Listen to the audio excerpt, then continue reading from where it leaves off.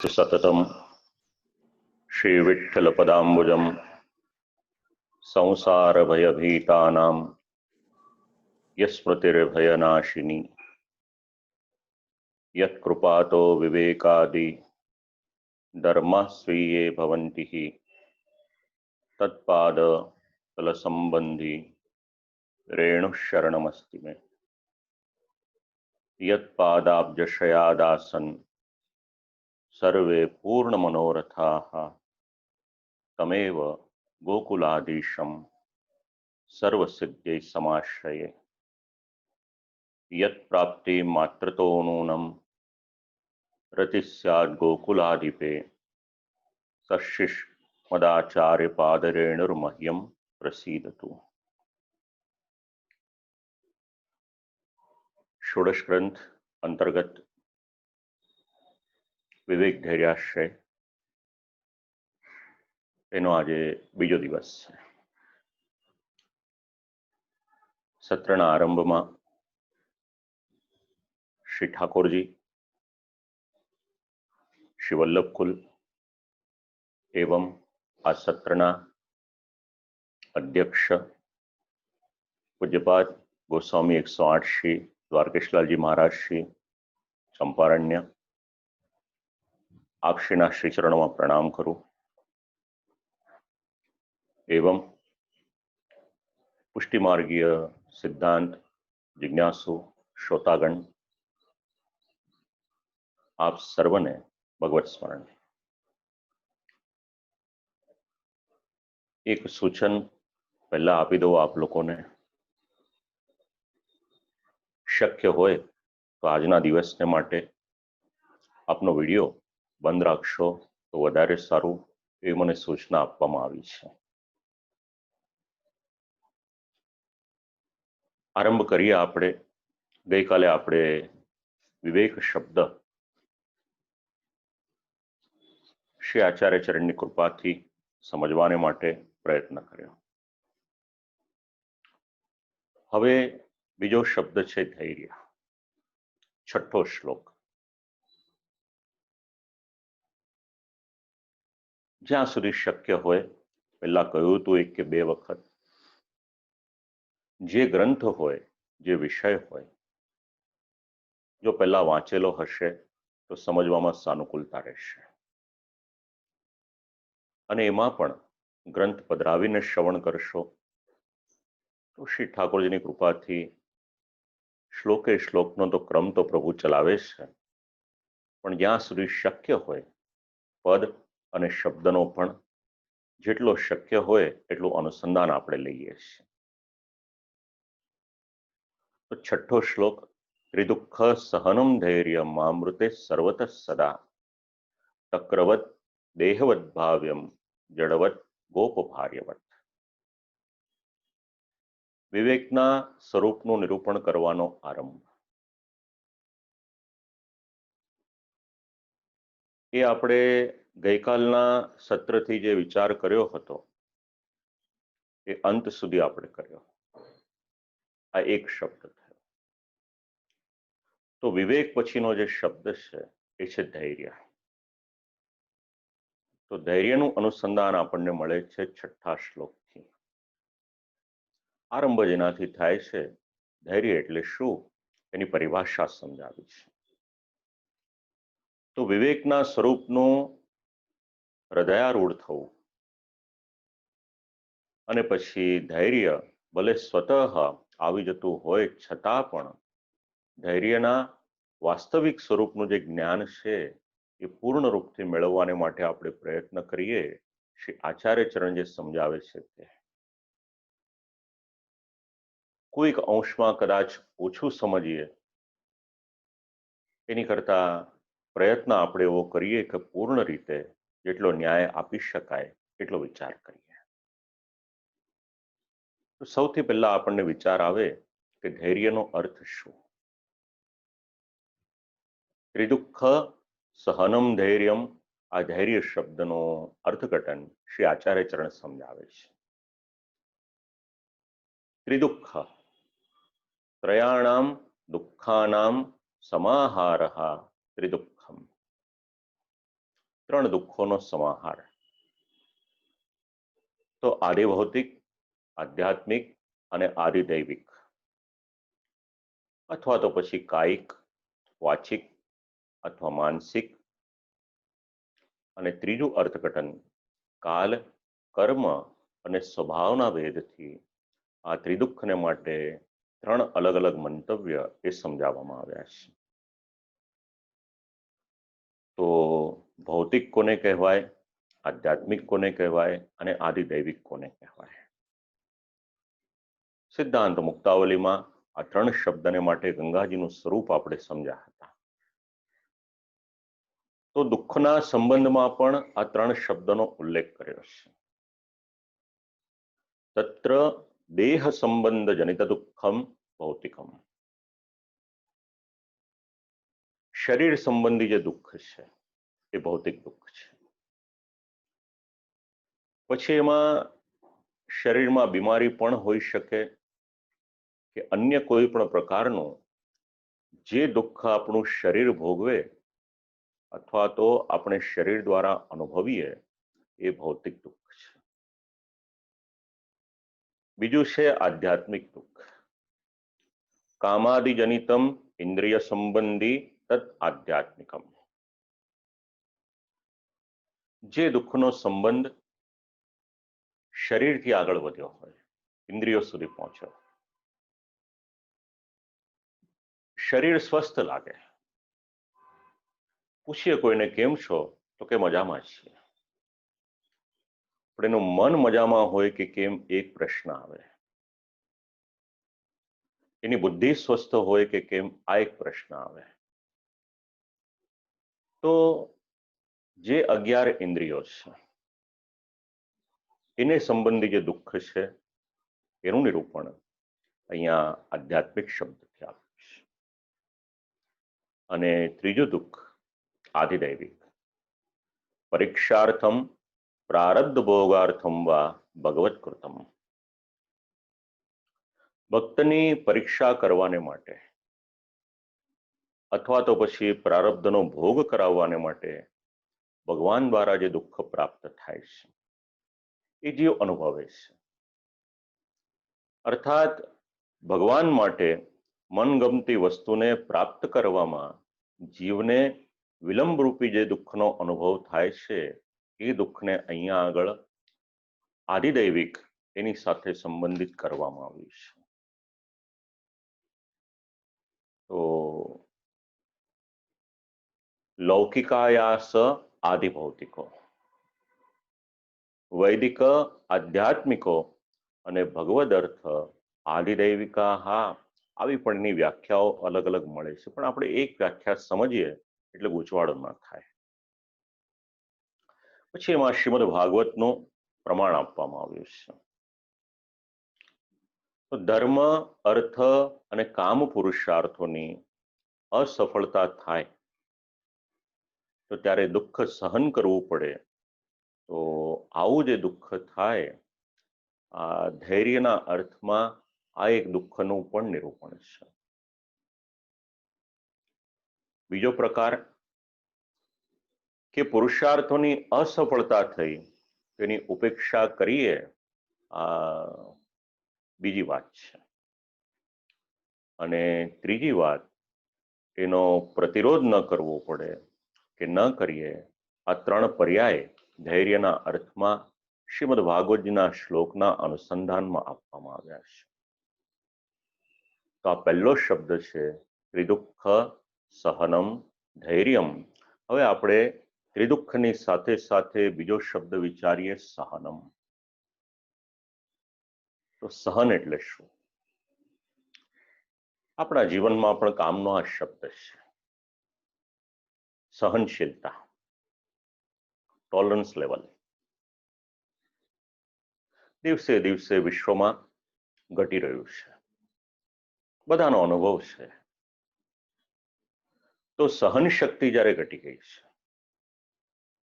કોઈ પણ વાત સહન કરવાની આજે કોઈની પણ તૈયારી એ ધીરે ધીરે ધીરે કરીને ઓછી થતી જાય છે. અજ્ઞાની હોય તો પણ ઓછી, અને જેટલું જ્ઞાન વધારે એ પણ ઓછું. તો આ થવાનું કારણ શું એ પણ વિચારવા જેવું છે. સંસારમાં તો અનુભવીએ છીએ આપણે આ વાત, મિત્ર વર્તુળમાં પણ આપણે અનુભવીએ, કોઈ વ્યક્તિ ઓફિસમાં કામ કરતો હોય ત્યાં પણ અનુભવે, જ્યાં પણ આપણે જઈશું tolerance level day by day ઘટતું જાય છે.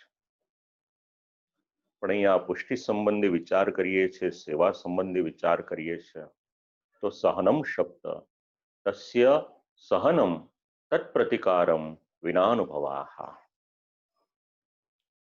સહન કરવું એટલે શું? ત્રણેય દુઃખોને કોઈ પણ પ્રતિકાર કર્યા વગર આવેલા દુઃખનો અનુભવ કરતા રહીએ, એનું નામ છે સહનમ. બહુ મોટી વાત છે. સામર્થ્ય ન હોય અને પ્રતિકાર ન કરે એ તો સમજી શકાય, પણ સામર્થ્ય હોવા છતાં પણ પ્રતિકાર ન કરવો એ સહન શબ્દ સમજાવે છે. હવે આ દુઃખ જ્યારે આવે, સહન ન કરી શકે એટલે એનું ચિત્ત વ્યાકુળ થઈ જાય, અને જ્યારે ચિત્ત વ્યાકુળ થાય છે ત્યારે ભગવાનની જે આજ્ઞા છે એ આજ્ઞા સારી રીતે નિભાવી શકાતી નથી, અને એના કારણે સેવકનો જે ધર્મ સ્વધર્મ એ સ્વધર્મનો ભંગ થાય છે. સહનશીલતા શબ્દ સંપ્રદાયમાં, પુષ્ટિમાં, ભગવાન માર્ગમાં શેના માટે ઉપયોગી છે? તો ભગવાનની આજ્ઞાનું પાલન કરવા. જો એ આપણે સહનશીલતા નહીં રાખીએ, તેનું પરિણામ એ આવશે કે ભગવાનની આજ્ઞાનું પાલન થશે. એટલા માટે સમજાવ્યું કે ભગવત સેવાની સિદ્ધિને માટે દુઃખોને સહન કરતા રહેવું જોઈએ, અને એટલા જ માટે ધૈર્ય શબ્દ એનું નિરૂપણ કરી રહ્યા છે. એની આગળનો શબ્દ એની કરતા વધારે મહત્વનો છે. સહન કરવાનું પણ કેટલું કરવાનું? અત્યારના દરેકના જીવનમાં એક ટ્રિગર પોઈન્ટ આવે છે. એક દિવસ લેટ ગો કરે, 2 દિવસ કરે, મહિનો કરે, 2 મહિના કરે, 4 મહિના કરે, પછી એ સહન નથી થતું. ત્યાં આગળનો શબ્દ ઉપયોગી છે, આમ મૃતે. મૃતિર મરણમ વર્તમાન દેહ ત્યાગ તમ મર્યાદિકૃત્ય. મરણ પર્યંત એટલે જ્યાં સુધી આપણું આ શરીર છે એનો ત્યાગ કરીએ ત્યાં સુધી આપણા જીવનમાં આ ત્રિદુઃખ સહનમ ધૈર્યમ એ આપણે જાળવી રાખવાનું. યાવદ આયુરપી, જ્યાં સુધી આયુષ્ય છે ત્યાં સુધી ભગવાન પ્રત્યેની આપણી જે નિષ્ઠા છે એ આંતરિક નિષ્ઠા આપણે છોડવાની નથી. આ શબ્દ આપણને સમજાવે છે, આમૃતે. અને એની પછીના શબ્દ છે સર્વતઃ સદા. તદપી ન યત્કિંચિત પરિગણ્યત્ય નિમિત્તાત કિંતુ સર્વતો ભગવદિચ્છાતો યદ્યદુપસ્થિતમ તત્તત સર્વમ.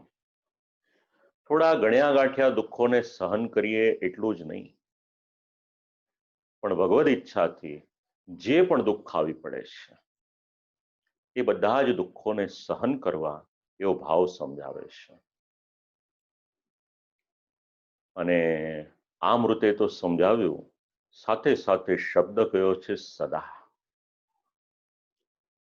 તદપી ન કાલનૈયત્વેન, એટલે એમાં કોઈક સમયની સીમા ન રાખવી કે આટલા જ સમયને માટે, કિંતુ સર્વદા, જ્યાં સુધી એ દુઃખ હોય ત્યાં સુધી સહન કરવાના.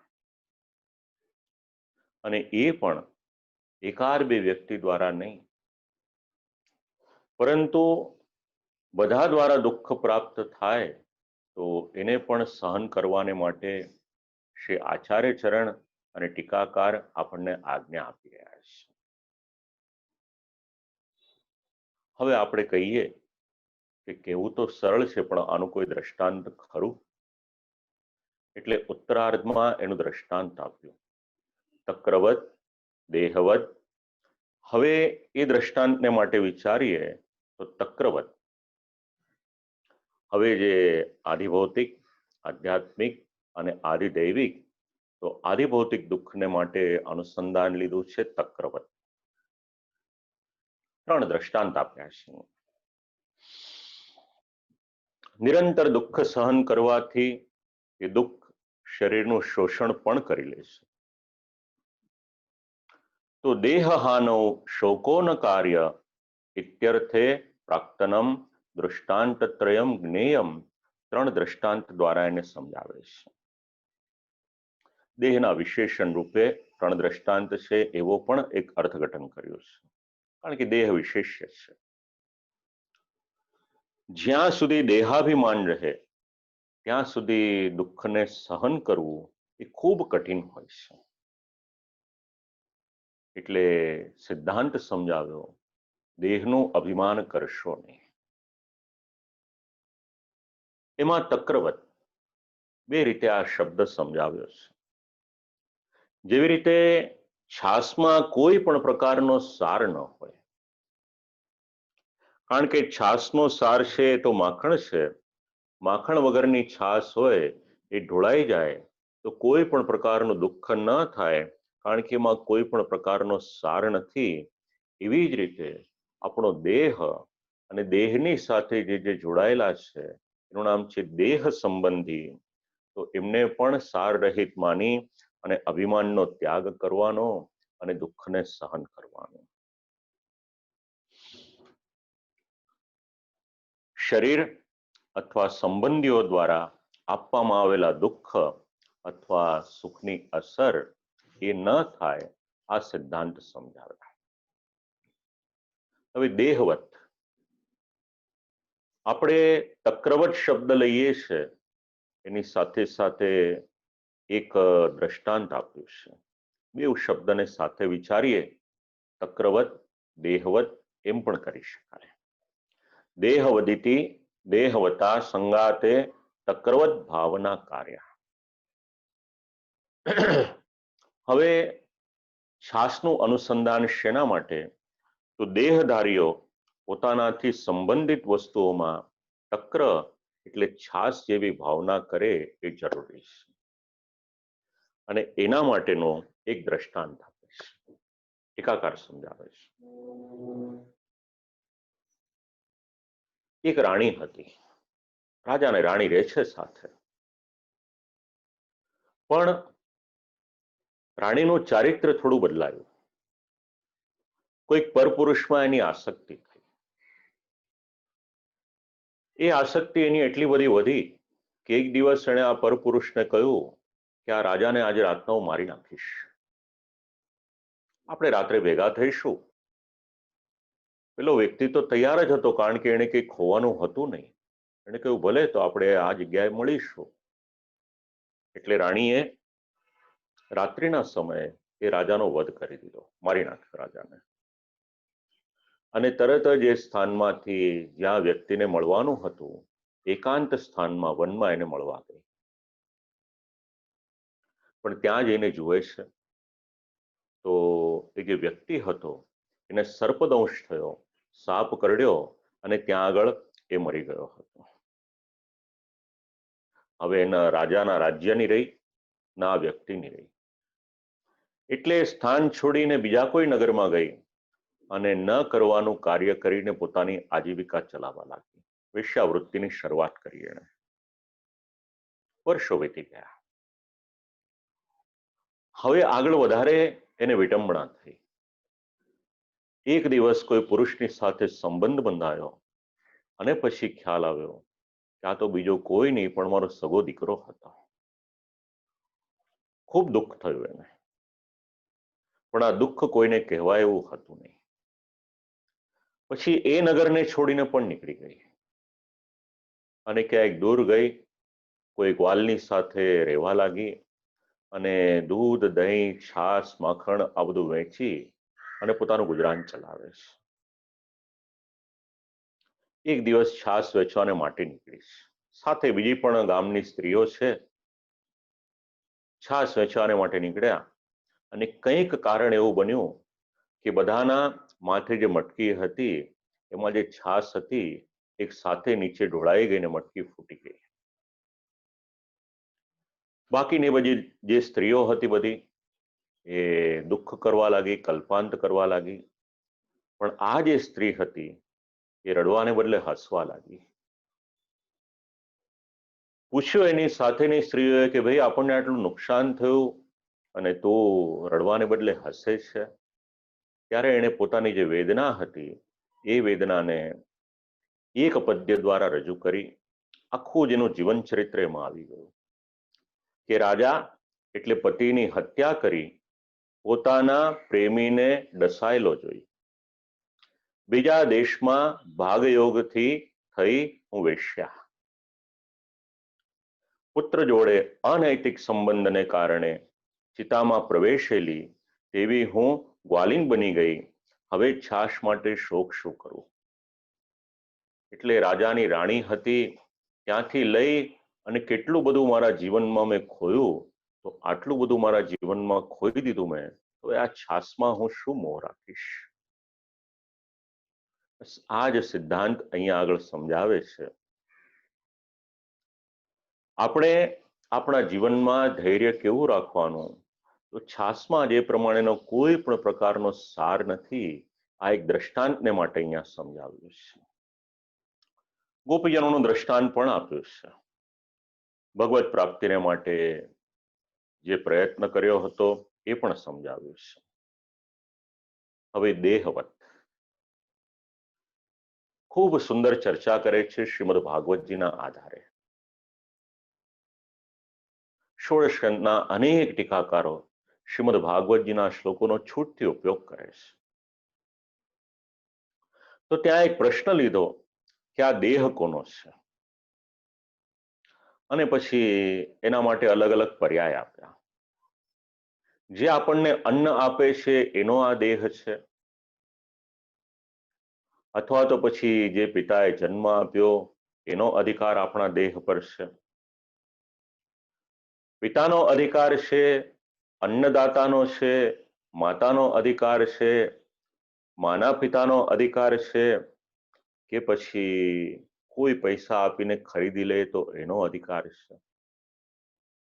અને એનાથી પણ આગળ મૃત્યુ આવે અને કોઈ સંસ્કાર કરનાર ન હોય અને જંગલી પશુ પક્ષીઓ હોય એને ફાડી ખાય તો એમનો અધિકાર છે. તો આ દેહ ઉપર અધિકાર કોનો કે આપણે એની ચિંતા કરવાની. તો દેહ તો એક સાધારણ છે, તો દેહની ઉપર પણ એટલી આસક્તિ રાખવા જેવી નથી. વિચાર કરીએ તો દેહાદ્યાસ નામનો જે શબ્દ છે આપણા જીવનમાં, આ શ્લોક એને દૂર કરી દે છે. હવે જો દેહ ઉપર જ આસક્તિ નહીં હોય તો દેહથી જેનો જેનો સંબંધ છે એ બધાની પરની આસક્તિ દૂર થઈ જશે. અને શરીરની કિંમત ક્યાં સુધી, જ્યાં સુધી અંદર જીવ છે, આત્મા છે, પ્રાણ છે, ત્યાં સુધી જે ક્ષણે એ નીકળી જશે પછી ઘરના જ સદસ્યો હશે 2 કલાક 4 કલાક 6 કલાક થશે એટલે કહેશે કે હવે એમને લઈ જાઓ. બસ આ બ્રહ્મ જ્ઞાન, આ શબ્દો આપણને સમજાવે છે દેહવત. તો એમાં પણ આપણે આટલી આસક્તિ ન રાખીએ તો ભાગ્યવશ પ્રાપ્ત થયો હોય, કર્મથી પ્રાપ્ત થયો હોય, એ છતાં પણ આ સાધારણ જ છે. તો પ્રાપ્ત ન થાય ત્યારે પણ આપણે ધૈર્યપૂર્વક એને જે પણ દુઃખ વગેરે થાય એને સહન કરવાના. ભૌતિક કે કાયિક કર્મોથી ઉત્પન્ન થવાવાળા આર્થિક દુઃખ હોય એને પણ સહન કરો. એની પછીનો શબ્દ આપણને મળે જડવત. કથા આપ લોકોએ બધાએ શ્રવણ કરી છે એટલે કથાનું વિવરણ નથી કરતો, પણ જડવત શબ્દ સમજવો હોય તો જડભરતજીને યાદ કરજો. તો જડભરતજીનું ચરિત્ર અહીંયા શેને માટે અનુસંધાનમાં લીધું, તો ટીકાકાર એનો એક શ્લોકનું અનુસંધાન આપે છે કે બાકીના બધા પકડીને એમને ભદ્રકાલીની પાસે બલિ ચડાવવાને માટે લઈ ગયા, એ છતાં પણ જડભરતજીએ પોતાના દેહનું રક્ષણ કરવાને માટે કોઈ પણ પ્રયત્ન કર્યો નથી, માટે એમનું દ્રષ્ટાંત અહીંયા આગળ લેવામાં આવ્યું છે. એમણે આ દુઃખને સહન કર્યું. તો આ ઉદાહરણ એવું સમજાવે છે કે ભગવદીયને આવી રીતના પણ કોઈ વિઘ્ન આવે એ છતાં પણ પોતાના જે ગુણ છે, પોતાના ધર્મ છે, પોતાનું ધૈર્ય છે એને ખોવું નહીં. અને આદિદૈવિક દુઃખ એમાં ગોપ ભાર્ય એટલે ગોપ વધુઓ, ગોપિકાઓ. ભગવાને વેણુવાદન કર્યું. કેટલાક ગોપીજનો એવા હતા અંતર્ગૃહગતા જેમને એમના પરિવારે ભગવાનની પાસે જતા રોક્યા, એ છતાં પણ એમણે પોતાનું ધૈર્ય ન ખોયું. એમનો દેહ તો ત્યાં ને ત્યાં રહી ગયો, પણ એમનું ચૈતન્ય એ પ્રભુને મળી ગયું. તો ધૈર્ય કેવું રાખવાનું, આ બધા અલગ અલગ દ્રષ્ટાંત દ્વારા આપણને સમજવા મળે છે. બીજું પણ પ્રમાણ આપ્યું છે ગોપીજનોને માટેનું. તો આ બધા જ દ્રષ્ટાંતો આપણને સમજાવે છે કે જીવનમાં ધૈર્ય આપણે કઈ રીતના રાખવાનું. ગોપ ભાર્યવત એને તક્રવતના અનુસંધાનમાં લેવું હોય તો પણ લઈ શકાય, એવું પણ અર્થઘટન આપણને મળે છે. તો આ છઠ્ઠો શ્લોક ધૈર્ય શબ્દ એ આપણને ખૂબ સારી રીતે સમજાવે છે.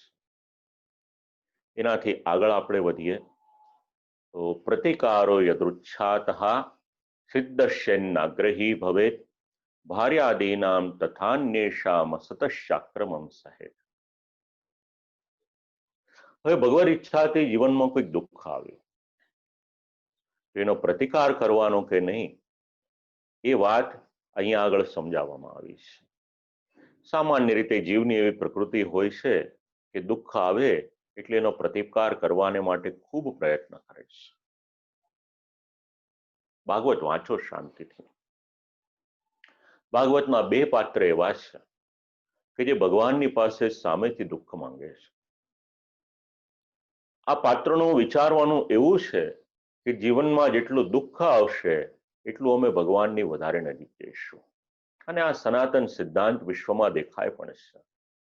કોઈ દિવસ ભગવાનના મંદિરે ન જનાર જીવનમાં જરાક દુઃખ આવે એટલે તરત જ ભલે સકામ ભક્તિ કરે તો સકામ, પણ એ ભગવાનની તરફ તો વળી જાય છે. તો પ્રતિકાર કરવો કે નહીં, તો પ્રતિકારો યદૃચ્છાતઃ, દુઃખનો પ્રતિકાર કરવામાં પણ લાગી જવું જોઈએ નહીં.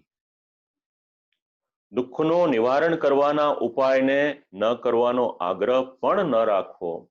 એટલે બેલેન્સ રહી અને જીવવાનું છે. દુઃખ દૂર થઈ અને સુખ પ્રાપ્ત થતું હોય તો જાણી જોઈને પછી દુઃખ ભોગવવાને માટે સતત પ્રયત્નશીલ ન રહેવું. આ વાત અહીંયા સમજાવે છે. પ્રતિકારો યદૃચ્છાતઃ. યદૃચ્છાતઃ એટલે ભગવદ ઈચ્છાતઃ, ભગવાનની ઈચ્છાથી. અને આગ્રહી શબ્દ, શ્રી ગોપેશજી આ શબ્દને વિસ્તૃત રીતે સમજાવે છે. ભૌતિક દુઃખોની સામે લડવાની વ્યવસ્થામાં પરિવારની ચર્ચા કરે છે. આધ્યાત્મિક દુઃખોની સામે લડવામાં ઇન્દ્રિયોને માટેની ચર્ચા કરે છે. આદિદૈવિક દુઃખોના પ્રતિકારને માટે ધનની ચર્ચા કરે છે. અને દેહ વગેરેના સંબંધીમાં ભાર્યાદીનું વર્ણન. એટલે એમ વિચારી શકાય કે તમારા ને મારા જીવનમાં જે દુઃખો આવે છે એ દુઃખોને માટેનો અહીંયા કંઈક વિચાર આપણને મળી શકે.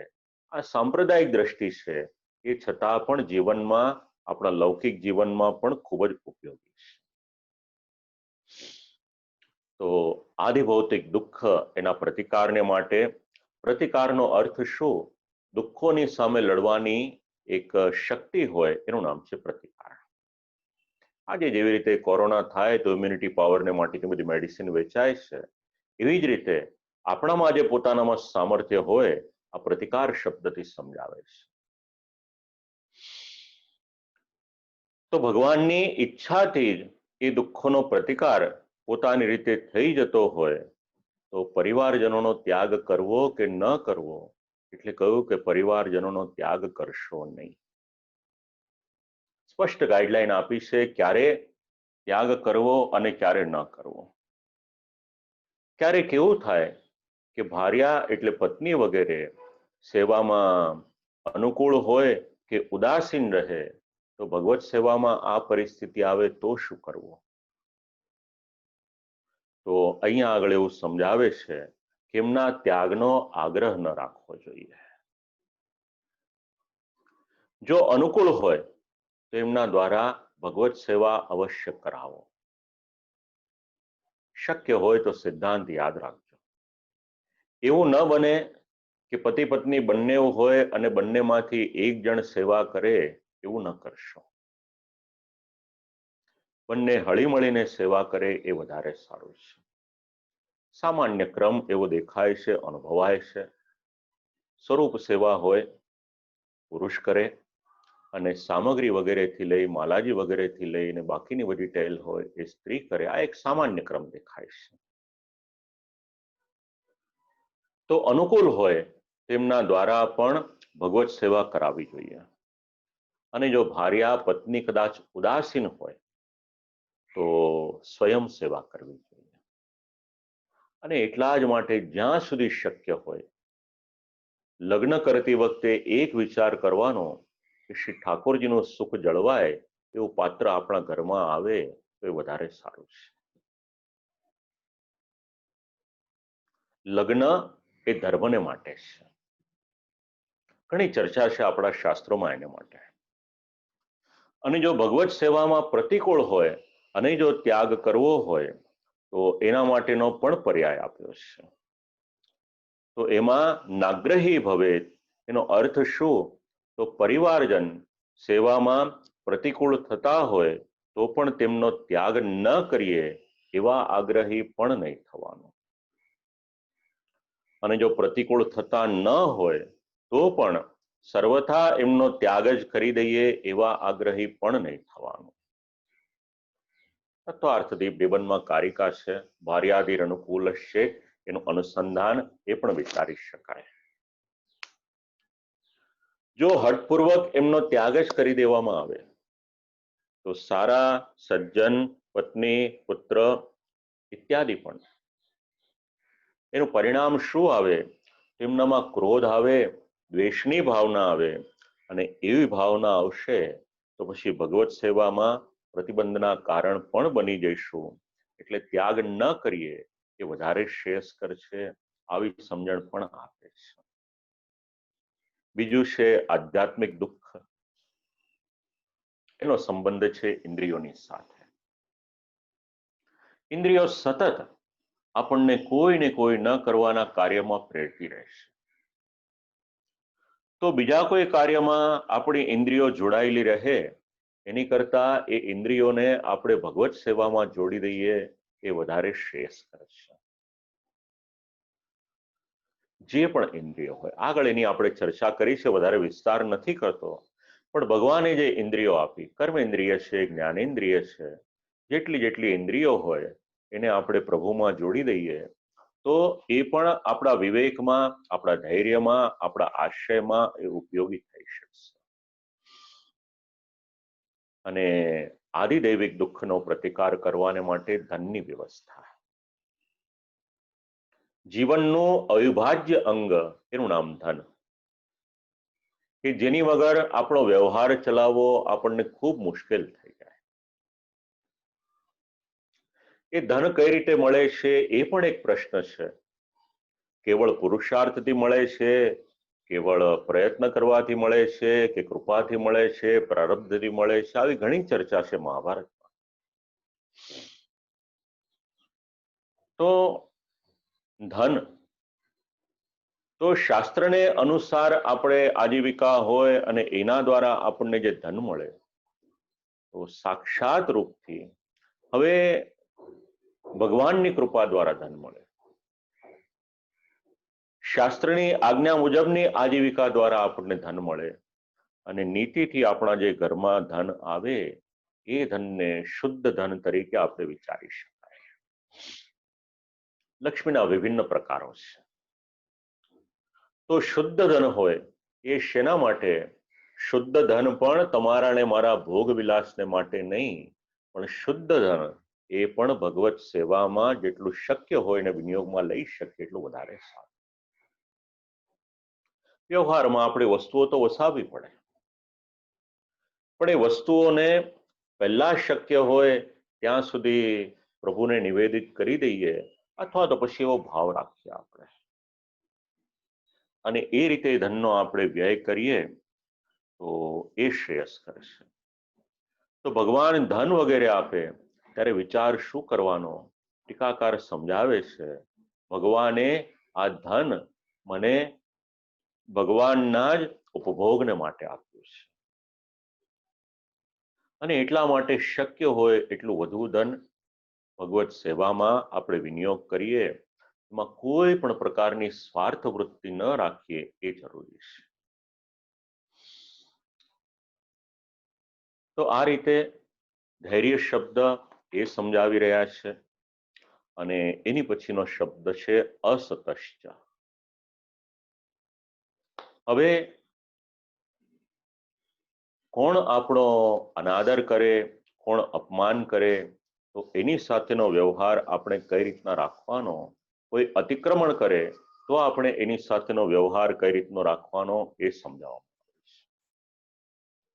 અસતશ્ચાક્રમમ સહે, ખૂબ અઘરો સિદ્ધાંત છે. સહનશીલતાની પરાકાષ્ઠા આવી જાય એવો સિદ્ધાંત હવે સમજાવે છે. અસતશ્ચ ભાર્યાદિ મધ્યે સ્વતોત્યંત નિકૃષ્ટસ્ય સદોષસ્યાપ્યાક્રમમ તત્કૃત. હવે આ જે કારિકા છે આ પરિવારજનોની અંદર પણ અત્યંત નિકૃષ્ટ એટલે દુષ્ટ લોકો હોય. આખો પરિવાર એક સરખો હોય એ જરૂરી નથી. 5 આંગળી સરખી ન હોય એમ દરેકની વિચારધારા એક સરખી ન હોય. એક જ મા બાપના સંતાનોની મનોવૃત્તિ અલગ અલગ હોય. તો કોઈક એવા પણ હોય જે નિકૃષ્ટ એટલે દુષ્ટ હોય, અને એમના દ્વારા આક્રમમ એટલે આપણો તિરસ્કાર કરવામાં આવે. આ સિદ્ધાંતોને સમજવાને માટે ભિક્ષુ ગીતા વાંચો. એક સાધન સંપન્ન વ્યક્તિ જ્યારે ધનહીન થઈ જાય છે અને પછી ત્યારે એને કેટલું અપમાનિત થવું પડે છે, આપણા જીવનમાં સહનશીલતા આ ભાગવતના પ્રસંગમાંથી શીખવા મળશે.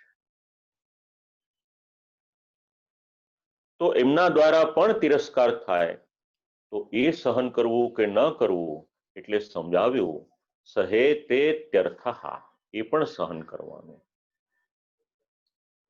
ધૈર્યપૂર્વક સહન કરે અથવા એવું આચરણ કરે એવું અર્થઘટન સહેત એ પરસ્મય પદ એના અનુસંધાનમાં સમજાવ્યું. આ સમંતાત ક્રમાહ પાદ વિક્ષેપઃ, બધા જ પ્રકારના તિરસ્કાર થાય તો સહન કરવાનો. પણ અહીંયા ટીકાકાર એક શબ્દ સમજાવે છે, પાદ વિક્ષેપઃ. ન કરે નારાયણને કોઈક લાત પણ લગાવી દે તો એ પણ સહન કરવાને માટે આ ટીકાકાર આપણને સમજાવી રહ્યા છે. હવે આવો અસહનીય તિરસ્કાર સહન કરવાનો તો ક્યારેક એવું બને કે પત્ની, પુત્ર, પરિવારજન એમના દ્વારા પણ આવી રીતના તિરસ્કાર થાય તો તિરસ્કારને પણ સહન કરવું. શેના માટે? ભગવદાશ્રયને માટે જ વિવેક, ધૈર્ય એ નિરૂપિત કરવામાં આવેલા છે. આપણા સ્વભાવને માટે આપણે યમુનાષ્ટકમનું ગાન કરીએ અને બોલીએ છીએ કે સ્વભાવ વિજયો ભવે, બસ એનું અનુસંધાન આ બધા શબ્દોની સાથે જોડજો. બહુ અઘરું છે. બ્રહ્મ સંબંધ લઈ લેવા તો સરળ, પણ એક વૈષ્ણવ તરીકે જીવન જીવવું એ ખૂબ અઘરું છે. અહીંયા તો ત્યાં સુધી સમજાવ્યું છે કે એકાદ બે સદસ્ય પરિવારમાં આવા હોય એટલું જ નહીં, જો ઘણા બધા સદસ્ય એવા હોય ને તો પણ તિરસ્કાર સહન કરવાનો. અને અન્ય શામ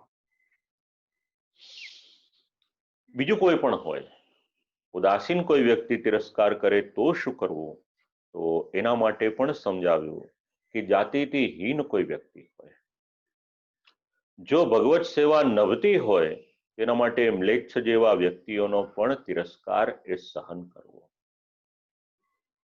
અત્યારના આ બધી વાત કદાચ મગજમાં બધાને ન પણ ઉતરે, એ છતાં પણ આ સિદ્ધાંતો આપણને એક કરી અને એક સમજાવવામાં આવ્યા છે. કારણ કે મનુષ્યનો સ્વભાવ કેવો છે, એનાથી એક અક્ષર કે એક શબ્દ પણ સહન નથી. ન કરે નારાયણને કોઈક કંઈક બોલી ગયું હોય તો જીવ એવું વિચારે, આપણે એવું વિચારીએ કે એકના બદલે બે ક્યારે સંભળાવીએ ત્યારે આપણને ચેન પડે. તો આપણા જીવનમાં આ જેટલી ગાંઠો છે, આ બધી જ ગાંઠો દૂર કરવાની સમજણ શ્રી આચાર્ય ચરણ આપણને આપે છે આ શબ્દો દ્વારા. આ 7મો શ્લોક આપણે સમજ્યા. હવે 8મો શ્લોક. સ્વયં ઇન્દ્રિય કાર્યાણી કાયવાંગ મનસા ત્યજેત. સ્વયં ઇન્દ્રિય કાર્યાણી કાયવાંગ મનસા ત્યજેત. અશુરેણાપી કર્તવ્યમ સ્વસ્યા સામર્થ્ય ભાવના. અને પહેલાના શ્લોકમાં સ્વપ્રયત્ન વગર પ્રાપ્ત થયેલા દુઃખો અથવા તો સુખને સહન કરવાનું કહેવામાં આવ્યું. હવે ઇન્દ્રિય સુખને માટે પ્રયત્ન કરવો કે નહીં, એનું અહીંયા આગળ આપણને સમજણ આપે છે. તો ઇન્દ્રિયો સેવામાં આપણને પ્રતિબંધક ક્યારેક થઈ શકે, તો એના માટે શું? દેહ તો સેવામાં પહોંચી જાય છે, પણ ઇન્દ્રિયોને માટેનું શું? તો સેવામાં પ્રતિબંધક પત્ની વગેરેનો ત્યાગ તેમજ તેમના અતિક્રમણને સહન કરવાનું નિરૂપણ તો કર્યું, પણ હવે સેવામાં પ્રતિબંધક જે ભોગ છે એનો ત્યાગ કરવાનું પણ સમજાવે છે. તો એને પણ એ સમસ્ત સુખ ભોગ સર્વોપી સુખ ભોગ, એને શું કરવાનું, તો કે છોડી દો, એ શ્રેયસ્કર છે. તો છોડવા સરળ છે, એટલે કયું સુદસ્ત્યજોપી. ખૂબ કઠિન હોય એ છતાં પણ એને છોડી દઈએ એ વધારે સારું છે. હવે ઘરમાં રહીને જે વ્યક્તિ સેવા કરી રહ્યો છે, એને ઘરમાં વાસ તો છે, ઘરમાં નિવાસ છે, તેની ઇન્દ્રિયો એની પર કોઈ ને કોઈ પ્રકારનું દબાણ કરી રાખશે. અને જો ઇન્દ્રિયોના દબાણમાં આવી જશે તો પછી એનું ધૈર્યનું સ્વરૂપ એ પણ નષ્ટ થઈ જશે. એવું ન થાય માટે ધૈર્યના રક્ષણનું બીજું સાધન, એનું નિરૂપણ આ શ્લોક દ્વારા સમજાવી રહ્યા છે. સ્વયં બીજાઓ વિષયના ભોગોનો ત્યાગ કરે કે ન કરે, પણ પોતે તો ત્યાગ કરવાનો. અન્ય ત્યજતો મા વા સ્વયં તો ત્યજેત ઇતિ અર્થ. સમજવા જેવી વાત છે જરા. અમુક વ્યક્તિ આમ કરે છે એટલે મારે આમ કરવું, એ સિદ્ધાંત અહીંયા આગળ નથી. અહીંયા શાસ્ત્રનો સિદ્ધાંત, શાસ્ત્ર આજ્ઞા કરે છે કે એનો ત્યાગ કરવો જોઈએ, તો પછી ત્યાગ કરી દો, એ જ શ્રેયસ્કર છે. અને ઉદાહરણ કોનું લેવાય? જે ધર્મના, નીતિના, શાસ્ત્રના માર્ગ ઉપર ચાલે એનું ઉદાહરણ લેવાય. જે એના એક્સક્યુઝ લઈને માર્ગ ઉપર ચાલે એનું ઉદાહરણ કઈ રીતે લેવાય? તો દ્રઢતાપૂર્વક એનો ત્યાગ કરવો. ઇન્દ્રિય કાર્યાણી સ્વયં સ્વભોગાર્થમ. ઇન્દ્રિય કાર્યાણી ત્યજેત સેવાયામ પ્રતિબંધ. જો એ ઇન્દ્રિયોમાં આપણે અટવાયેલા રહીશું, એ સેવામાં કોઈ ને કોઈ પ્રકારનો પ્રતિબંધ કરશે. પછી આપણી જીભ હશે, આપણી આંખ હશે, આપણા કાન હશે, કે અન્ય કોઈ ઇન્દ્રિય હશે, જેટલું આપણે બીજા બધા ભૌતિક પદાર્થોમાં એની આસક્તિ રાખીશું, એટલું આપણને સેવામાં એ પ્રતિબંધક રૂપ છે. અને શ્રી ગોકુલોત્સવજી આ મુદ્દાને ખૂબ સારી રીતે એક સંવાદ થતો હોય એ રીતે એક ડિસ્કશનની રીતે સમજાવી રહ્યા છે. તો એનો આધાર પણ આપણે વિચારીએ. એની પહેલા ત્યજેત એટલે હવે ઇન્દ્રિયો અથવા એમના કાર્યો અલૌકિક કાર્યમાં જોડાઈ નથી ત્યાં સુધી જ એમનો ત્યાગ કરવામાં દુઃખ થાય છે, પછી એનું દુઃખ પણ નહીં થાય. તો આવું દુઃખ હોય તો એને પણ સહન કરવાની આજ્ઞા આપે છે. હવે સ્વયં પદાર્થ શ્રી પ્રભુ પ્રસાદત્વેન પ્રાપ્તસ્ય વિહિતત્વેન. હવે કોઈના મનમાં એવું થાય કે ભાઈ ઠાકોરજીને આટલી બધી સામગ્રી ધરી એ પ્રસાદ રૂપે મળી અને એક બાજુ એમ કહેવામાં આવે છે કે ઇન્દ્રિયના સ્વાદ એમની વૃત્તિ બધી છોડી દો, તો શું કરવું? એટલે જરાય દુઃખી થવાની જરૂર નથી. સ્પષ્ટ શબ્દોમાં આજ્ઞા કરી દીધી કે પ્રાપ્તસ્ય ચ મિષ્ટાન્નાદે. અહીંયા તો મિષ્ટાન્ન શબ્દ લખ્યો છે, આપણે પ્રસાદ શબ્દ લઈએ. એનો ત્યાગ કરવાની જરૂર નથી. કારણ શું?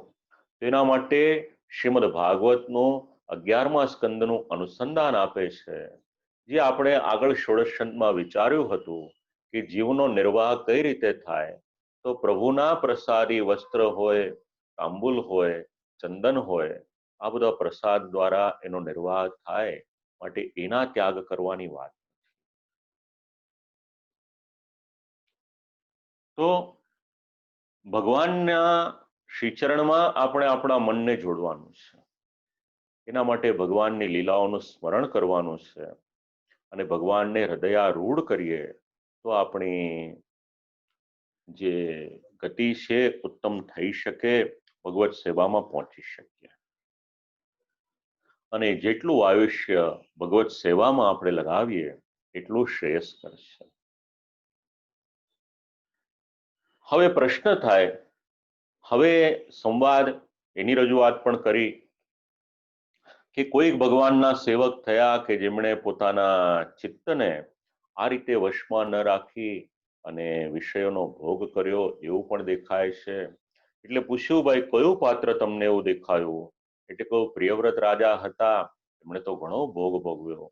એટલે કહ્યું કે ભોગ તો કેવળ કથન માટે કયો, એમનું ચિત્ત કોઈ પણ પ્રકારના વિષયોમાં આસક્ત ન. વાત સમજવા જેવી છે. બહારથી લાગતું હોય કે આ ભોગ ભોગવે છે, પણ વાસ્તવિકતામાં એ ભોગ ભોગવે છે કે પછી જલ કમલવત રહેશે. એટલે જલમાં કમલ તો હોય, એ છતાં પણ એ જલની એની પર કોઈ પણ પ્રકારની અસર થતી. અઘરું છે. જનક રાજાનું ચરિત્ર વાંચીએ તો એમાંથી આપણને આ સિદ્ધાંત મળી રહે. ભલે રાજ્ય કરતા હતા, એ છતાં પણ એમનું મન એ તો શાસ્ત્ર ચર્ચામાં જ જોડાયું. એટલે જો પ્રિયવ્રત રાજાનું ચરિત્રનું ઉદાહરણ આપતા હો તો એ તો બરાબર નથી. અને જો પ્રમાણ સાંભળવું છે તો શ્રીમદ ભગવદ્ ગીતાનો 2જો અધ્યાય એમાં 62મો અને 63મો શ્લોકનું અનુસંધાન આપ્યું કે સતત કોઈ ઇન્દ્રિયોનું ચિંતન કરે તો શું થાય. હવે આપણને પાછો આયનો બતાવે છે શ્રીમદ ભગવદ્ ગીતાના દ્વારા કે સતત ઇન્દ્રિયોનું ચિંતન કરો છો તો શું થાય. તો એના દ્વારા મનુષ્યની એ ઇન્દ્રિયોમાં આસક્તિ થાય છે. જો આપણું શાસ્ત્ર શ્રીમદ ભાગવત હોય, ઉપનિષદ હોય, નિબંધ હોય કે ષોડશ ગ્રંથ હોય, આ બધા મુદ્દાઓ પર લગભગ આપણને ચર્ચા થયેલી જોવા મળે છે. તો જ્યાં આગળ આવા પ્રસંગો આવે છે ત્યાં આપણે સમજવાનું કે એનું મહત્વ કેટલું છે. તો ઇન્દ્રિયોમાં સતત એનું ચિંતન કરે એટલે એમાં આસક્તિ થાય. આ પહેલી અવસ્થા આવી. હવે આસક્તિ થઈ એટલે એના દ્વારા પછી એને કામ અને ક્રોધ આ બંને એના જીવનમાં આવશે. ક્રોધ આવશે એટલે એને મોહ થશે અને મોહનું પરિણામ શું આવશે? તો એની સ્મરણ શક્તિ હશે એ ક્ષીણ થઈ જાય છે. એક સમય હતો કોઈએ પણ કોઈના પણ ટેલિફોન નંબર માટે ડાયરી ખોલવાની જરૂર રહેતી ન હતી. પણ જેમ જેમ સ્માર્ટફોન આવતા ગયા એમ પછી વ્યક્તિની મેમરી એ ધીરે ધીરે ઓછી થવા લાગી. અને અત્યારે તો પાછો આર્ટિફિશિયલ ઇન્ટેલિજન્સનો યુગ શરૂ છે, એટલે ભવિષ્યમાં શું થશે તમને ને મને શું ખબર પડે. તો એક સમય એવો હતો કે સ્મૃતિ કેવળ શ્રવણ કરીને બધું યાદ રહેતું હતું, એને બદલે એ ધીરે ધીરે જે પરંપરા હતી એ ઓછી થવા લાગી અથવા તો લુપ્ત થવા લાગી. તો સ્મરણ શક્તિ ક્ષીણ થાય, સ્મૃતિ નાશ થાય એટલે બુદ્ધિનો નાશ થાય, અને બુદ્ધિનો નાશ થાય એટલે સંસાર સાગરમાં, સંસાર કૂપમાં એ પડે અને એનું પતન થાય. આ બધું સમજાવે છે ટીકાકાર. અહીંયા આગળ સંગનો અર્થ થાય છે આસક્તિ, કામનો અર્થ થાય છે અભિલાષા, ક્રોધનો અર્થ છે કોપ, સંમોહનો અર્થ છે સારું ખોટું શું છે એનો વિચાર ભૂલી જાય, અને સ્મૃતિ વિભ્રમ એનો અર્થ શું યાદ રખાય તો યાદ રાખજો. સ્મૃતિ વિભ્રમ એટલે ભગવાનના શ્રીચરણોનું વિસ્મરણ થઈ જાય, આ સ્મૃતિ વિભ્રમ છે. તો ઇન્દ્રિયોનું ચિંતન એનું પરિણામ શું? તો ભગવાનના શ્રીચરણોનું વિસ્મરણ કરી લેશો. એટલા માટે અહીંયા આગળ સમજાવે છે કે શક્ય હોય ત્યાં સુધી એને વશમાં રાખો. કપિલ ગીતાનું પણ ઉદાહરણ આપ્યું છે એમાં કે જીવના બંધન અને મોક્ષનું કારણ અગર કોઈ હોય તો એ મન છે. રૂપ, રસ, ગંધ, સ્પર્શ, શબ્દ ઇત્યાદિનું નિરૂપણ કર્યું છે. પણ ઇન્દ્રિયોના વિષયમાં હવે આપણે વધારે આગળ નથી વધતા. ટીકાકાર આને ખૂબ વિસ્તારથી સમજાવે છે. તો ભગવાન ક્યારેક ક્ષમા કરી દે કે નહીં? તો કે ઇન્દ્રિયોમાં આસક્ત હોય તો ક્યારેક એવું બને કે ભગવાન એને ક્ષમા કરી દે, દર વખતે ના બને. તો એવું શેને માટે કરે? એટલે સમજાવ્યું કે ભગવાનની ઈચ્છા અને ભગવાનની મરજી એ સર્વોપરી છે. એક લૌકિકનો કોઈ રાજા હોય, એ રાજા પણ જો ઈચ્છે કે મારે અમુક વ્યક્તિને અમુક વસ્તુ આપવી છે, તો એક લૌકિકનો રાજા પણ એને પ્રસન્ન કરીને એ વસ્તુ આપી દે. તો એક રાજામાં આટલું સામર્થ્ય હોય તો પ્રભુના તો એક એક રોમમાં એક એક બ્રહ્માંડ છે, એમણે કોઈની અનુમતિ લેવાની જરૂરિયાત ક્યાં છે? તો ક્યારેક ભગવાન એને ક્ષમા પણ કરી દે, પણ શક્ય હોય ત્યાં સુધી દોષ ભલે નાનામાં નાનો હોય તો પણ એનું નિરાકરણ તરત થઈ જાય એના માટે પ્રયત્ન કરવા. દોષ અને રોગ આ બંનેઓને ક્યારેય પણ વધવા ન દેશો. દોષ વધી જશે તો સંપ્રદાયિક દ્રષ્ટિએ વિચાર કરીએ તો પણ મુશ્કેલી થશે, અને લૌકિક જીવનમાં જો રોગ વધી જશે તો પણ મુશ્કેલી થઈ જશે. એટલે એની શરૂઆત થાય ત્યાં ને ત્યાં જ એને દબાવી દો તો એ વધારે સારું છે. અને સમસ્ત ઇન્દ્રિયોને વિષયોથી નિવૃત્ત કરી અને શાંત કરી લઈએ, તેના દ્વારા ભગવાન પણ પ્રસન્ન થાય છે, અને ભગવાન પ્રસન્ન થાય છે એ પણ વિચારી લેવાય. તો કહેવાનું તાત્પર્ય શું છે? આટલું શેના માટે વિચાર્યું? તો સમસ્ત ઇન્દ્રિયોનો વિષય એટલે એનો ભોગ છે તેને છોડી દેવાનો. અને અહીંયા આગળ એવું નથી કહ્યું કે ઇન્દ્રિયોનો ત્યાગ કરો. શબ્દ સમજજો જરા. ઇન્દ્રિયોનો ત્યાગ નહીં, ઇન્દ્રિયોના ભોગનો ત્યાગ કરવાનો છે. ઇન્દ્રિયો હશે તો એ ભગવત સેવામાં ઉપયોગી થશે. શ્રવણ કરવું હશે તો આપણી પાસે કર્ણેન્દ્રિય હશે તો શ્રવણ કરીશું ને. કીર્તન કરવું હશે તો ઇન્દ્રિય હશે તો આપણે કીર્તન કરી શકીશું ને. દર્શન કરવાને માટે આંખ હશે તો દર્શન કરીશું. એ તો શ્રી સુરદાસજી જેવા કોઈ ભાગ્યશાળી હોય કે ચક્ષુ ન હોય એ છતાં પણ આંતરચક્ષુથી પ્રભુના દર્શન થઈ શકે, તો બહુ કરોડોમાં કોઈક એકાદ હોય, એવું સામાન્ય વ્યક્તિ ન હોઈ શકે. શાસ્ત્રનો મત સમજાવ્યો. હવે ઇન્દ્રિયોનો ત્યાગ તો કરવો છે, ઇન્દ્રિયોના વિષયોનો ત્યાગ તો કરવો છે, તો એ ત્યાગ કઈ રીતે કરવો, આ એક બહુ મોટો પ્રશ્ન છે. ઈચ્છા તો થઈ જાય આપણને, પણ ત્યાગ કઈ રીતે કરવાનો? એટલે 3 પ્રકારેનો ત્યાગ, કાયા, વાણી અને શરીર, એ 3 પ્રકારે એના ત્યાગનો પ્રકાર સમજાવો. સામાન્ય વ્યક્તિ હોય તો પણ ઇન્દ્રિય દમનને માટે એને પ્રયત્ન કરવાનો, અને શ્રી આચાર્ય ચરણના જે શબ્દ છે ઇન્દ્રિયાશ્વ વિનિગ્રહ, એને યાદ રાખવાના. તો આપણને કાય વાંગ મનસા ત્યજેત, ક્વચિત કાયિકાની, ક્વચિત વાચિકાની, ક્વચિત માનસાની ભવંતી, એ દરેક રીતે શરીર દ્વારા ઇન્દ્રિયાના વિષયોનો ત્યાગ કરવાનો એટલે શું? તો પોતાના શરીરને જે ભોગ્ય પદાર્થો હોય એ ન આપીએ, આ કાયિક ત્યાગ છે. વાચા ત્યાગ શુભાશુભત્વા કીર્તનમ, વાણી દ્વારા ત્યાગ એટલે શું? સામાન્ય રીતે સમાજમાં એવું જોવા મળે છે, જેને જે વસ્તુ સાથે કોઈ પણ પ્રકારનો લેવા દેવા નથી, એના માટે એ ઘણી બધી ટીકા, ટિપ્પણી, નિંદા, કુથલી આવું ઘણું કરે છે. હમણાં ન્યૂઝપેપરમાં આપ લોકોએ વાંચ્યું હશે, બહુ બધી સેલિબ્રિટીઝ સોશિયલ મીડિયા છોડ્યું. શેના માટે? કારણ કે એ એમના માટેની જે ટીકા થઈ, નિંદા થઈને જે ચર્ચા વિચારણા થઈ, એમનું મન એ સહન ન કરી શક્યું. સાધન તો મળ્યું આપણને, એનો ઉપયોગ આપણે કઈ રીતે કરીએ છીએ એ બહુ મહત્વની વાત છે.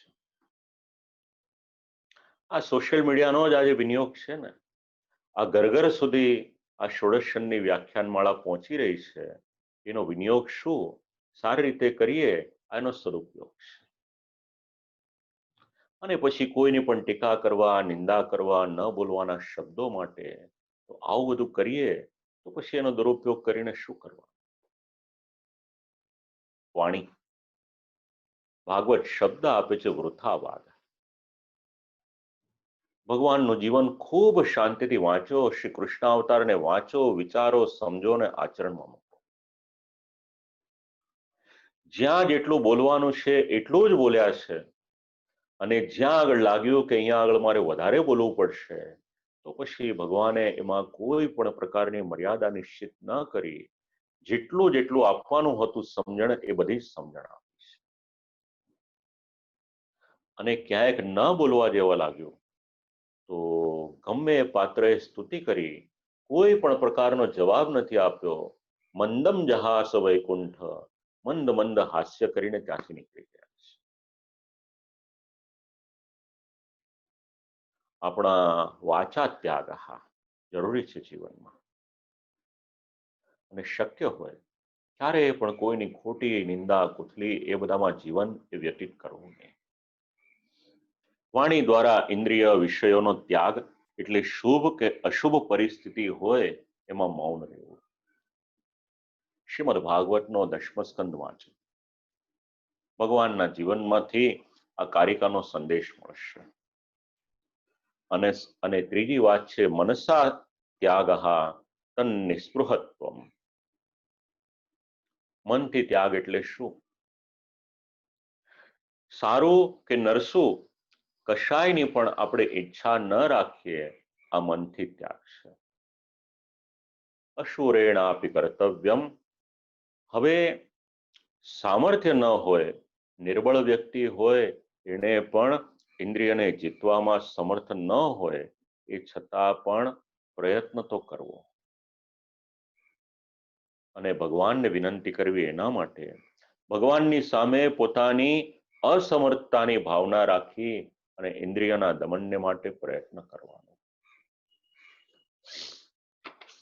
તો આ બધા સિદ્ધાંત આપણને અહીંયા આગળ સમજવા મળે છે. 9મા શ્લોકનો આપણે આરંભ કરીએ. અશક્ય હરિરેવાસ્તિ સર્વમાં શયતો ભવે एतत् सहनमत्रोक्तमाश्रयो तो निरुप्यते। હવે શંકા થાય, આ બધું ધૈર્યનું સ્વરૂપ છે એ શ્રવણ કરાવી હવે એનો વિરામ લઈ રહ્યા છે કે જ્યાં સામર્થ્ય હોય તો પણ ઉપર કહેલ દુઃખો છે એ સહન કરવા એ અશક્ય છે, તો આપણામાં તો સામર્થ્ય નથી, તો આ દુઃખોને સહન કઈ રીતે કરી શકાય? વાંચવું, વિચારવું, બોલવું, સાંભળવું આખી અલગ વાત છે, પણ પ્રેક્ટિકલ લાઈફમાં એનું ઇમ્પ્લિમેન્ટેશન કઈ રીતે કરવું જોઈએ એના માટે કંઈક અહીંયા સંશય થાય છે, પ્રશ્ન પૂછે છે. તો નિગ્રહ કરવો તો જરૂરી છે, પણ કોઈક પણ પ્રકારે આવું ન કરી શકે તો શું એનો નાશ જ થઈ જશે, પછી કોઈ પણ પ્રકારે એનો ઉદ્ધાર થશે? આવો એક પ્રશ્ન ઉપાડ્યો છે. તો આપણામાં તો સામર્થ્ય નથી, તો આ દુઃખોને સહન કઈ રીતે કરી શકાય? તો એના માટે કહ્યું કે સર્વમાં શયતો ભવે, પ્રભુની શરણમાં જવાથી તેઓ જ દયાપૂર્વક આ બધું જ આપણને સંપાદિત કરી આપશે. ભગવાનનો આશ્રય કરવા પર આ બધું સિદ્ધ થશે, આ વાત ટીકાકાર સમજાવી રહ્યા છે. અને ભગવાનનો આશ્રય કરીશું તો વિવેક પણ સિદ્ધ થશે અને ધૈર્ય પણ સિદ્ધ થશે. આ સિદ્ધાંત અહીંયા સમજવામાં આવ્યો છે. સર્વમાં શયતો ભવે, તો પોતાની અસમર્થતાનો વિચાર કરવાનો, એમાં આશ્રયતા.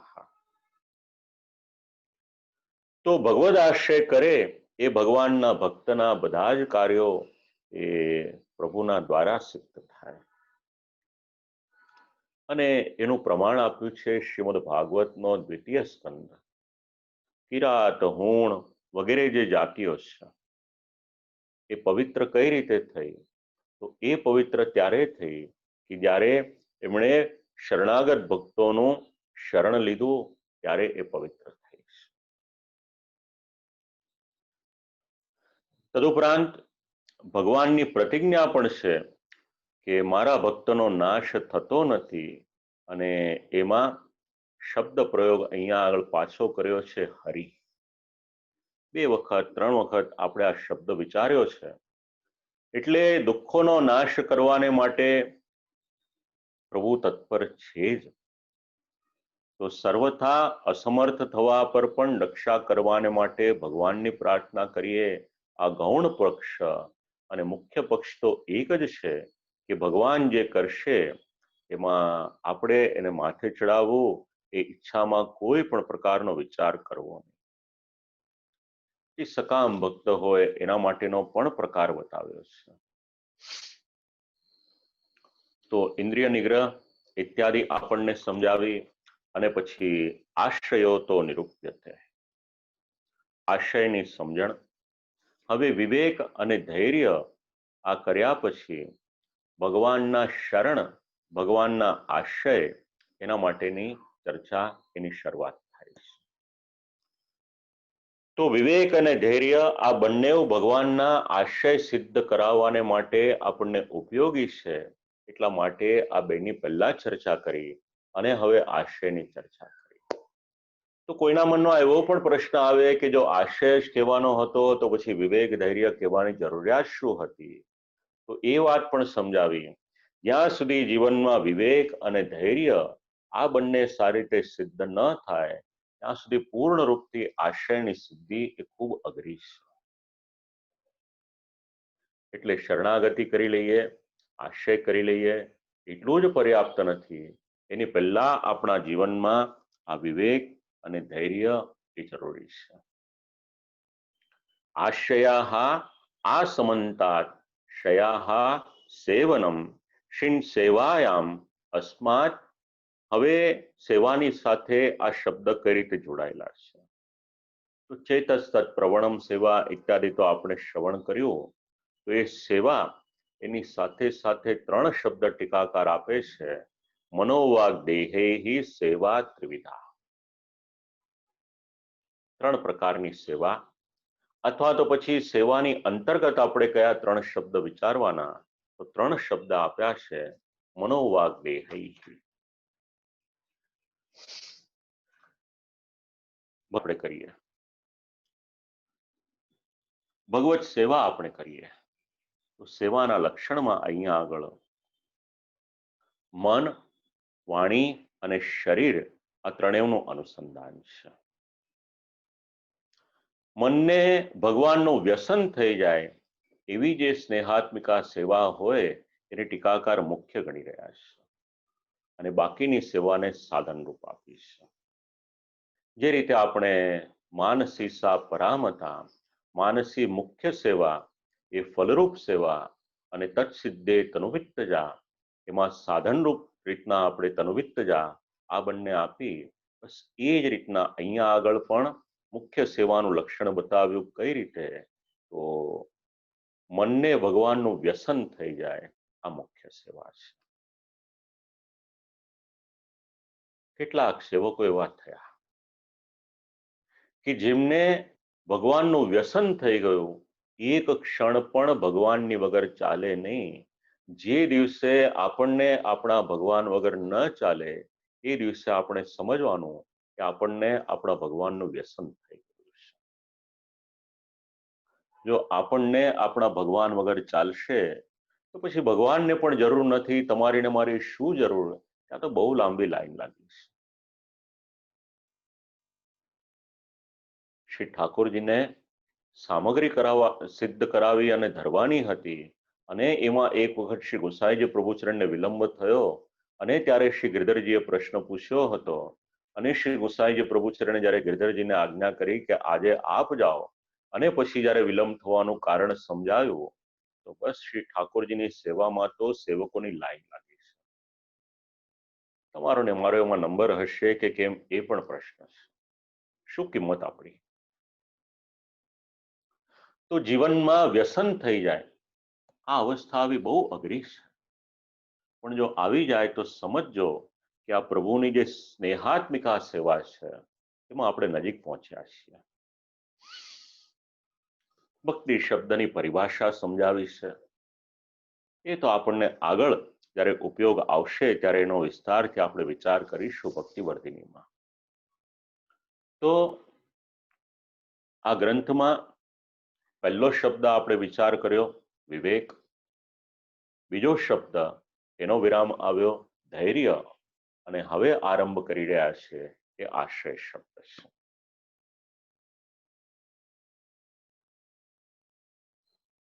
ऐहिके पारलोके च सर्वथा शरणम हरिः दुःखहानो तथा पापे भये कामार्थ पूर्णे.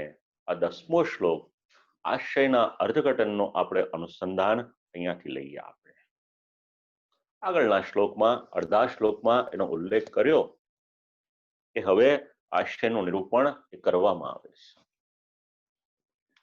પ્રથમમ સમુદાય.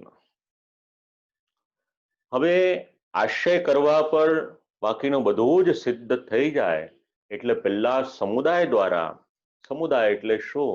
તો ઐહિક, પારલૌકિક આ બંને પરિસ્થિતિઓમાં આશ્રય કઈ રીતે કરવાનો એનું અનુસંધાન આ સમુદાય શબ્દથી લઈશ. પ્રથમમ સમુદાયેન આશ્રય સ્વરૂપમ. તો સમુદાયના દ્વારા આ આશ્રયનું સ્વરૂપ છે એ સમજાવી રહ્યા છે. ઐહિકે, તો ઐહિક એટલે શું? ઇહાસ્મિન જન્મની તદુપલક્ષિતે કાલેવા ભવદૈહિક કાર્યમુચ્યતે. આ જન્મમાં અથવા તો પછી આ કાળમાં થવા વાળા જે કાર્યો છે એને ઐહિક શબ્દથી સમજાવી રહ્યા છે. ઇહલોક સંબંધીની એટલે આ લોક સંબંધી જે છે એના માટે ઐહિક શબ્દ છે. આ જન્મથી સંબંધિત કાર્યોના ફળને ભોગવવામાં અને સ્વમનોભિલષિત એટલે આપણા મનની જે ઈચ્છા હોય એવા સેવાના સાધનોને ઉપલબ્ધ કરાવવામાં આપણું શરણ કોણ? તો ત્યાં આગળ કર્યું કે આપણું શરણ અગર કોઈક હોય તો એ હરિ, એ ભગવાન છે. હવે પારલોકે, પારલૌકિક, આ લોકથી અલગ. એટલે અંતરિક્ષ લોકથી લઈ અને બ્રહ્મલોક પર્યંતના જે કાર્યો છે, એવા જે કાર્યો છે એનું નામ છે અલૌકિક કાર્ય. પરલોક સંબંધિની કાર્ય. અને સાથે સાથે આગલા જન્મનો સંબંધ પણ લીધો છે. અને ચ એટલે સુખ દુઃખના ફળો ભોગવવામાં અને ભગવદ ઈચ્છાને અનુરૂપ સમસ્ત સાધનોને આપણા માટે ઉપલબ્ધ કરાવવા વગેરે સમસ્ત કાર્યોમાં આ ચ અક્ષર સમજાવે છે. તો ઐહિક હોય, પારલૌકિક હોય કે અન્ય કંઈક હોય, આ બધામાં શું? તો આશય સમજાવતા એટલું કહ્યું, સર્વથા શરણમ હરિ. આટલું યાદ રાખજો, સર્વથા શરણમ હરિ. તો સર્વથા એટલે શું? તો સર્વ પ્રકારે, બધી જ રીતે. હવે ખૂબ મહત્વનો સિદ્ધાંત, શરણમેવમ સર્વાત્મના ભાવનીયમ નતુ સેવામ વિહાય કિંચિત સાધનાંતરમ કાર્યમ શરણાગતો પ્રભુ સ્વયમેવ સંપાદયિષ્યતિ. આપણું કાર્ય કેટલું છે? પૂર્ણ રીતે શરણાગતિ, પૂર્ણ રીતે આશ્રય એ પ્રભુના શ્રી ચરણમાં કરીએ એટલું આપણે કાર્ય કરવાનું છે. આપણે આશ્રય લઈએ છીએ, પણ પૂર્ણ રીતે લઈએ છીએ કે કેમ એ પ્રશ્ન છે. તો ભગવાન,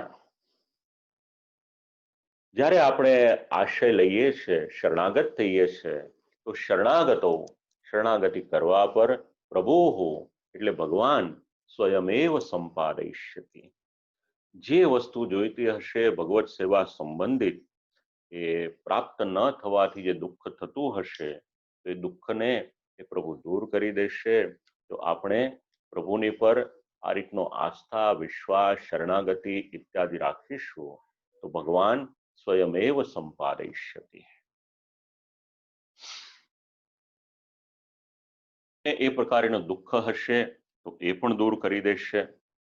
અને સર્વથા એની પછી શબ્દ છે શરણમ અને હરિ.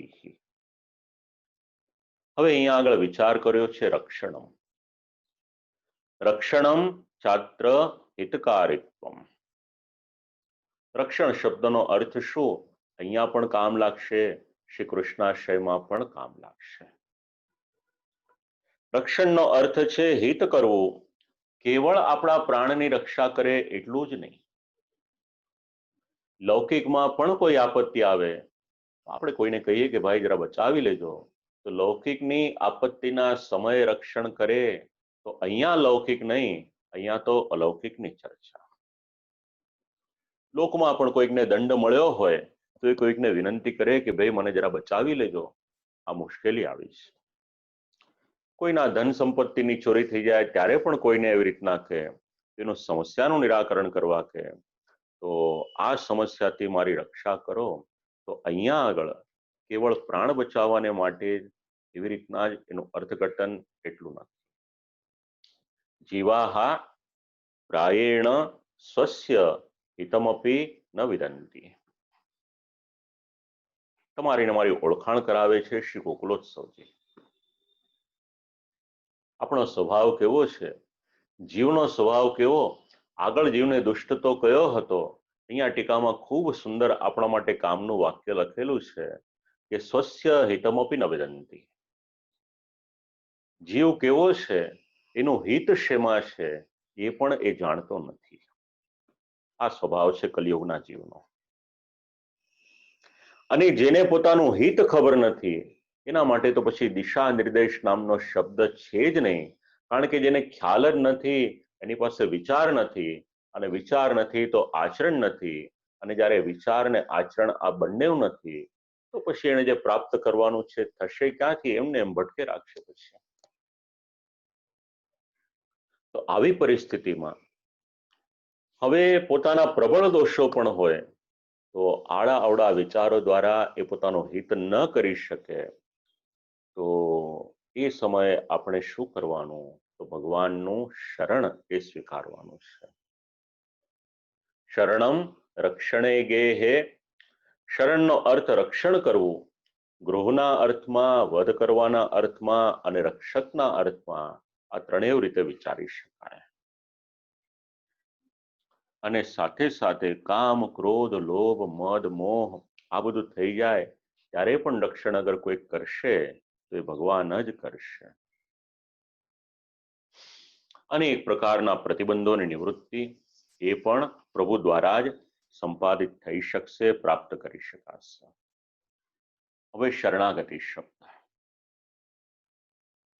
તો ષડવિધા શરણાગતિનું આપણે ત્યાં મહાત્મ્ય છે અને એનું અનુસંધાન લેવામાં આવે છે. શ્રી રામાનુજાચાર્યજીએ શરણાગતિનું જે નિરૂપણ કર્યું શ્રીમદ ભગવદ્ ગીતા 18મો અધ્યાયમાં લગભગ 52મો શ્લોક છે. અને એ જ પરમાત્માના શરણમાં જવાને માટેની જે વાત કરી આ શ્લોકમાં જે શરણાગતિનું વિવરણ કર્યું છે એનું જ અનુસંધાન શંકર ભાષ્યમાં કેવળ મારા શરણમાં આવ એટલે આ શ્લોકની અંતર્ગત કેવળ ભગવાન શ્રી કૃષ્ણનું જ અનુસંધાન કરવું એવી વ્યાખ્યા કરી. શ્રી મધુસૂદનજીએ હું આ ભગવાનનો જ છું, આ ભગવાન મારા જ છે અને એ જ ભગવાન જ હું છું, આ ત્રણ પ્રકારે એનું અર્થઘટન કર્યું. પણ ભક્તિપૂર્વક જ ભગવાનનું અનુસંધાન કરવાથી શરણાગતિ સિદ્ધ થાય છે, આ વાત યાદ રાખો. હવે ટીકાકાર સમજાવે છે શ્રી ગોકુલોત્સવજી કે આ જ વાતને આપણે ત્યાં પણ સ્વીકારવામાં આવી છે. અત્રાપ્યેતદેવ સ્વીકૃતમ. થોડો ફેરફાર ક્યાં કર્યો તો માયાવાદનું ખંડન કરીને બ્રહ્મવાદના સ્થાપન દ્વારા અને પ્રેમ લક્ષણા ભક્તિ સહિત એટલો અધિક એનો સ્વીકાર કર્યો એ વિશેષમાં છે. એટલે આગળના જે વિશેષણો છે એનો ભાવ વિચારીએ તો ભગવાન પોતાનો આશ્રય આપે આપણે વિચારવાનું છે. તો ભાવ કયો રાખવાનો? માત્ર અને માત્ર ભગવાન જ મારા રક્ષક છે.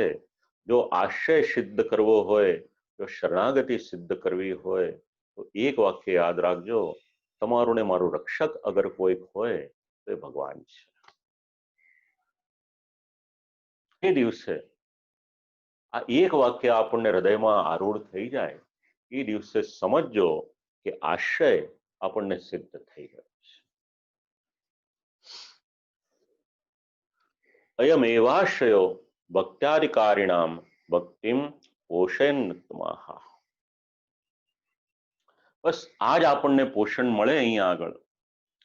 તો આશ્રય સર્વપ્રથમ શું કાર્ય કરે તો ભક્તિની ઉત્પત્તિ થાય, ભક્તિ માર્ગનો અનુકલ્પ એને જ ઉત્તમ રીતે સ્વીકારવામાં આવ્યો છે. એવું નથી કે આપણે જ આશ્રય કરી શકીએ. જ્ઞાન માર્ગીય હોય એ જ્ઞાન માર્ગની રીતના કરે, કર્મ માર્ગીય હોય વૈરાગ્યનું પોષણ કરે, કર્મફળ આપતો હોય એ કર્મ માર્ગીય બની જાય. આપણે જે આશ્રય સિદ્ધ કરવાનો એ પુષ્ટિ માર્ગીય રીતના કરવાનો. તો ભગવાન પોતાના ભક્તો જ્યારે દુઃખ આવે છે, શરણાગત થાય છે તો શરણ પ્રદાન કરનાર અગર કોઈ છે તો એ ભગવાન છે. દુઃખ હાનિ શબ્દને માટે એક સમજણ આપી, શ્લોકનો ઉત્તરાર્ધ સમજાવ્યો. હવે વિવેક, ધૈર્ય અને આશ્રય, તો આશ્રયને માટે દુઃખ હાનો તથા પાપે ભયે કામાદ્ય પૂર્ણે, આ ઉત્તરાર્ધ આપણે વિચારી લઈએ. અડધો શ્લોક વિચારીએ પછી આપણે વિરામ લઈશું. તો આ પ્રકારે ઐહિક તેમજ પારલૌકિક સમુદાયના દ્વારા આશ્રયની આજ્ઞા તો કરી આપણને, પણ એ બંનેના ભેદથી વિશેષ રૂપથી આશ્રયનું જે સ્વરૂપ છે એનું નિરૂપણ એ હવે કરી રહ્યા છે. એટલે અહીંયા સુધી બંનેને સાથે કયા, હવે બંનેને ભિન્ન ભિન્ન રૂપથી સમજાવે છે, ઐહિક પારલૌકિક. અને આશ્રયનું સ્વરૂપ સમજાવ્યું આપણને, તો એ આશ્રયનું રક્ષણ કઈ રીતે કરવાનું એ પણ આપણને સમજાવે છે. એમાં શબ્દ છે તથા પાપે ભય. સેવાદિ પ્રતિબંધક પાપે દેવા જાતે. ભગવત સેવામાં પ્રતિબંધક રૂપી કોઈ પાપ થઈ જાય, દેવ યોગથી કોઈ પાપ થઈ જાય તો દેવ યોગથી થયેલું પાપ હોય અથવા આપણાથી ભગવત અપરાધ જેવું પાપ થઈ જાય તો ત્યારે શું કરવાનું? તો ત્યારે એક જ કાર્ય, ભગવાનની શરણ ભાવના કરવાની. આ વાત, આ સિદ્ધાંત સમજાવે છે. એટલે ધર્મને માટેનો કોઈ પણ પ્રકારનો પાપ થઈ ગયો હોય તો પુષ્ટિમાં આપણને આ વાત સમજવા મળે છે કે ભગવાનની શરણ ભાવના કરો. પછી ભલે દૈવયોગથી હોય, પ્રતિબંધક રૂપથી હોય અથવા તો ભગવદ અપરાધ રૂપથી હોય, તો તથા પાપે અને ભય. તો ભયનો સંબંધ તમારા ને મારા મનની સાથે છે. જીવને એવો ભય થઈ જાય કે હું તો તુચ્છ છું, ભગવાનના શ્રીચરણ કમલની રેણુની ઈચ્છા તો બ્રહ્માજી પણ કરે ને ન મળે તો એ એટલી દુર્લભ છે, તો મને કઈ રીતે પ્રાપ્ત થશે? તો આવી રીતના પણ જ્યારે વિચાર આવે તો ટીકાકાર સમજાવે છે કે ત્યારે પણ કેવળ અને કેવળ શરણની ભાવના જ કરવાનું આટલું કર્તવ્ય છે. કોઈ પણ પ્રકારનો અપરાધ થયો હોય, ન તો તદર્થમ પ્રાયશ્ચિત્તાદિકમ કર્તવ્યમ તત્કરણે શરણ ધર્મો ગચ્છેદ ઇત્યર્થઃ. એટલે આ અપરાધોના નિવારણને માટે દેહ, ઇન્દ્રિય ઇત્યાદિ દ્વારા થયેલા ભગવદ અપરાધનું નિવારણ કરવાને માટે પ્રાયશ્ચિત્ત વગેરેનો ક્રમ એને પ્રશસ્ત નથી ગણ્યો. તો પુષ્ટિમાં ભગવદ અપરાધ થયો તો શું કરવાનું? સ્પષ્ટ શબ્દમાં સમજાવ્યું કે શરણ ધર્મ એને જો અગર સારી રીતે સંભાળીને રાખવો હોય તો પછી એમાં પ્રાયશ્ચિત્ત વગેરેનો ક્રમ એનો વિચાર ન કરશો. અને અંતિમ પદ છે કામાદ્ય પૂર્ણે. અને એનો બીજો પાઠભેદ મળે છે કામાર્થ પૂર્ણે. એટલે કોઈક વસ્તુઓની આપણને કામના હોય, એની અભિલાષા હોય. એ પદાર્થ બે રીતના હોઈ શકે. એક આપણને લૌકિક પદાર્થોની અભિલાષા હોય અને બીજો ભગવત સંબંધી હોય. તો આ બંને પદાર્થોની અભિલાષા કે કામના આપણને થાય અને એમાં પણ લૌકિક પદાર્થ હોય તો એને પણ પાછો બે રીતના વિચારી શકાય. એક દૈહિકમ ઇન્દ્રિયકંચ, એટલે એક દેહથી સંબંધિત છે અને બીજો ઇન્દ્રિયોથી સંબંધિત. તો આ પદાર્થોની પૂર્તિ કરવામાં પણ હરિની જ ભાવના, એ જ આપણે અનુસંધાન રાખવાનું. અને કદાચ કામની પૂર્તિ ન થાય તો પણ આપણે આપણો શરણ ભાવ છે, આશ્રય ભાવ છે, એને ક્યારેય પણ છોડવાનો નહીં.